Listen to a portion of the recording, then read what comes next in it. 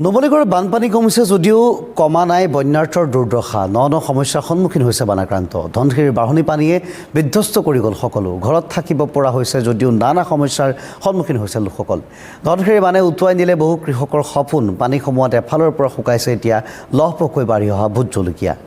উটুৱাই লৈ গ'ল আদৰ্শ মহিলা কৃষকৰ সপোন অমিতাৰ লগতে অন্যান্য খেতিও নষ্ট হ'ল বানত নুমলীগড়ৰ পৰা ভৰত দাসৰ এক প্ৰতিবেদন আগবঢ়াইছোঁ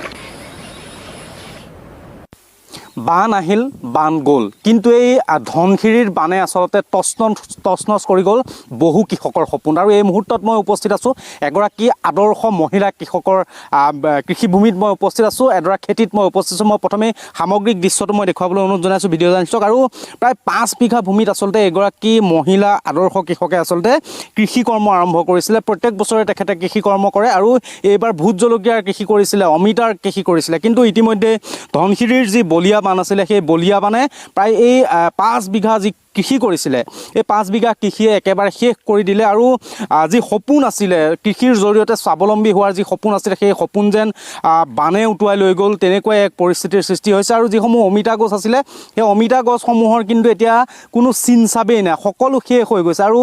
যিসমূহ আচলতে ভোট জলকীয়াৰ কৃষি আছিলে ভোট জলকীয়াৰ খেতি আছিলে সেই ভোট জলকীয়া গছসমূহ সম্পূৰ্ণৰূপে শুকাই নষ্ট হৈছে আৰু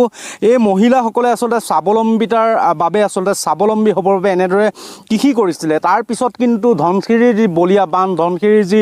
জলপ্ৰলয় হৈছিলে সেই জলপ্ৰলয়ত কিন্তু সকলো সপোন ভাঙি আচলতে চুৰমাৰ হৈ গৈছে মই বাইদেউ কেইগৰাকী আছে মই আপোনালোকৰ সৈতে কথা পাতিব বিচাৰিম কিমান বিঘা কৃষি কৰিছিলে আৰু এই বানেটো সকলো শেষ কৰি থৈ গৈছিলে এতিয়া কি কৰিব আমি 5 বিঘা খেতি কৰিছিলোঁ ভোট জলকীয়া লগতে অমিতাও কৰিছিলোঁ তাৰপৰা এতিয়াতো বৰ্তমান গোটেইখিনি নষ্ট হৈ গ'ল এতিয়াতো আমাৰ কিবা এটা নতুনকৈ কৰিম বুলি ক'লেও পুঁজি নাই এতিয়া যদি কিবা সাহায্য পাওঁ বা কিবা সুবিধা হয় তেতিয়া নতুনকৈ আকৌ কৰিব পাৰিম এতিয়াতো গোটেইখিনি আমাৰ নাইকিয়া হৈ গ'ল শেষ হৈ গ'ল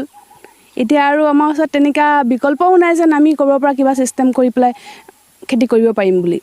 প্ৰত্যেক বছৰে আপোনালোকে কৃষি কৰে প্ৰত্যেক বছৰে কৰোঁ আমি সৰিয়হ খেতি কৰোঁ সৰিয়হ খেতি ছিজনত কচু খেতি কৰোঁ আপোনালোক ভোট জলকীয়া এবাৰ ফাৰ্ষ্ট কৰিছোঁ তাৰপৰা ধান খেতি কৰোঁ বিভিন্ন ধৰণৰ শাক পাচলি খেতি কৰোঁ ইয়াত আমাৰ ভোট জলকীয়া তাৰ লগতে অমিতা কোমোৰা ভেন্দি আৰু আপোনাৰ দাংগদিও খেতি কৰিছিলোঁ লগতে পাচলি খেতি আপোনাৰ এবিঘামান কৰিছিলোঁ আৰু 5 বিঘা জলকীয়া আৰু অমিতা লগতে কৰিছিলোঁ চেছ কৰি পেলালে গোটেইখিনি মই আপোনাৰ ওচৰলৈ আহিছোঁ বাইদেউ কি ক'ব সকলো শেষ কৰি দিলে ধনশিৰিৰ যি বান আছিলে সেই বানে আপোনালোকৰ যিসমূহ সপোন আছিলে সেই সপোনসমূহ কিন্তু বানে উটুৱাই লৈ গুচি গ'ল কি ক'ব কি ক'ম চৰকাৰলৈ এটা অনুৰোধ আমাক কিবা অকণ সহায় কৰে যেন এইকণলৈ লৈ আমি অকণমান চলি থাকোঁ আমাৰ ক'ৰদগৈ যিমান মানুহ আছে খেতি লৈয়ে চলি থাকে খেতিত লৈ আমাক যদি কিবা অকণমান সাহাৰ্য কৰে আমি বহুত ভাল পাম আৰু সেয়ে প্ৰশাসনৰ লোকসকল আপোনালোকৰ এইফালে আহিছিলে নাই অহা এতিয়ালৈকে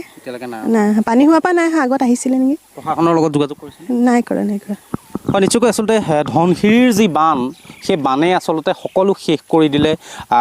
বান আহিলে আৰু বানত যেন উটি গ'ল এইসকল আদৰ্শ কৃষকৰ আচলতে কৃষিৰ যি সপোন যি স্বাৱলম্বী হোৱাৰ সপোন সেই সকলো যেন ধনশিৰিৰ বানে উটুৱাই লৈ গ'ল